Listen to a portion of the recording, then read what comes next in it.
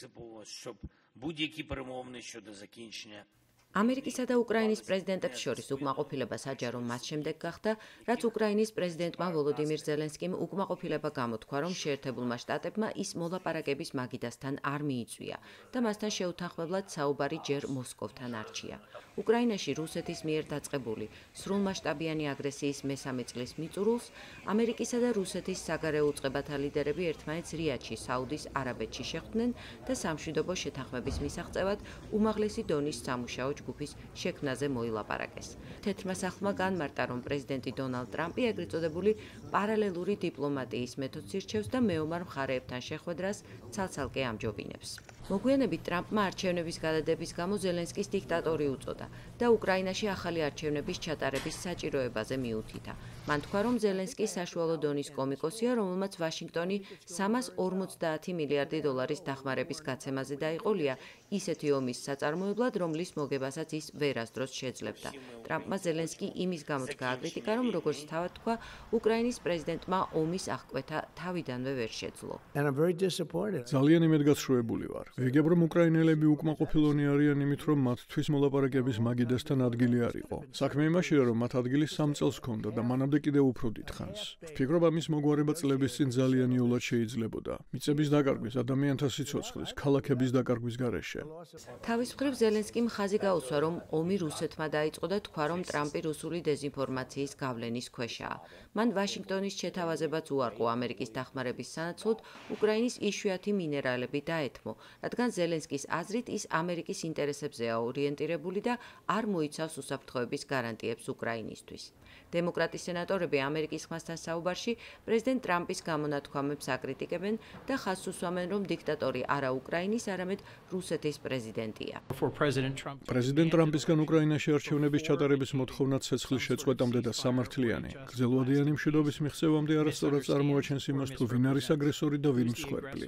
რუსეთის პრეზიდენტი ვლადიმირ პუტინი არასდროს აურჩევიათ თავისუფალი და სამართლიანი არჩევნების გზით. საკითხი ასე უნდა იდგეს: პუტინი არ არის აგრესორი, პუტინი არ არის არალეგიტიმური დიქტატორი და პუტინი არ უნდა იხდიდეს ძვირსაფასურს იმ წარმოუდგენელი ზიანის და ტანჯვისთვის, რაც მან უკრაინელ ხალხს მიაყენა.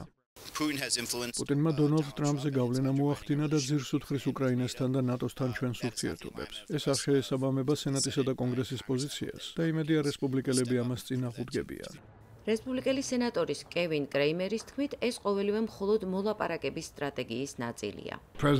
ეს არის ის, რაც პრეზიდენტ ტრამპს ახასიათებს. ის მოლაპარაკების წინ ორივე მხარესთან პოზიციას იკავებს. მისთვის უპირატესი ამერიკაა. დიდ მნიშვნელობას ამას არ მივანიჭებდი. უკვე მივეჩვიეთ მის ოსტატურ მეთოდს, როცა ის პროდუქტიული მოლაპარაკებისთვის ფონს წინასწარ ქმნის. მიზანი იგივეა, რაც არაერთხელ უთქვამს. სწრაფი და სრული სამშვიდობო რეზოლუცია.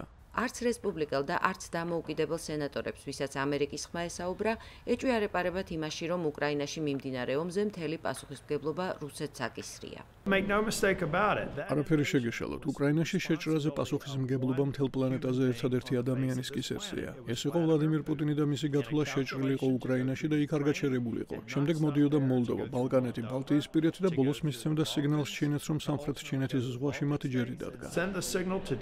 ძალზე მაშფოთებს ამერიკული პოლიტიკის გადახრა უკრაინის თავისუფლების დაცვიდან პუტინის ინტერესებისკენ. დიქტატორი აქ ვლადიმირ პუტინია. ანალიტიკოსები ხაზს უსვამენ იმას, რომ უკრაინის გარეშე სამშვიდობო შეთანხმება ვერ შედგება და ტრამპსა და ზელენსკის გარკვეულ პირობებზე დათანხმება ადრე თუ გვიან მაინც მოუწევთ. სხვათა შორის მე მხარს უჭერ ამ შეხვედრას. ამერიკა-რუსეთის დიალოგი საჭიროა, ეს დისკუსიების უფრო ფართო არქიტექტურის ნაწილია. მაგრამ საბოლოო ჯამში სამშვიდობო შეთანხმება ვერ მოხდება უკრაინის გარეშე. უკრაინა ხომ ის ქვეყანაა, რომელიც ამ ომშია ჩართული, რომელსაც საკუთარი თავის დასაცავად მსხვერპლის გაღება უწევს. ამ ეტაპზე მე თავს შევიკავებდი ტრამპის ადმინისტრაციის სტრატეგიის შეფასებისგან, ვიდრე მის შემდგომ ნაბიჯებს არ ვიხილავთ. მოვლენების კვალდაკვალ კიევში კით გელოგი ჩავიდა. ტრამპის საგანგებო წარმომადგენელი უკრაინისა და რუსეთის საკითხებში. მოლაპარაკების შემდეგ უკრაინის პრეზიდენტმა იმედი გამოთქვა ვაშინგტონთან შეთანხმებასა და მშვიდობის დამყარებაზე, მაგრამ იქვე ხაზი უსაფრთხოების გარანტიების აუცილებლობასაც გაუსვა. გენერალ კელოგთან საუბარი იმედს აღადგენს. ჩვენ ამერიკასთან ძლიერი შეთანხმებები გვჭირდება, ისეთი, რომელიც ნამდვილად იმუშავებს. ეკონომიკური და უსაფრთხოების ინტერესები განუყოფელი უნდა იყოს. ჩვენ ყველას მშვიდობა გვსურს უკრაინას, ევროპას და ამერიკას. სამომავლოდ შეთანხმების იმედი ვაშინგტონმაც გამოთქვა.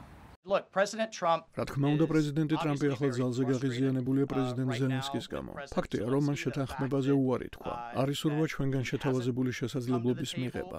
ვფიქრობ, ბოლოს და ბოლოს მაინც შევთანხმდებით და იმედი მაქვს, ეს ძალიან მალე მოხდება. მაია ქვარცხავა, ამერიკის ხმა, ვაშინგტონი.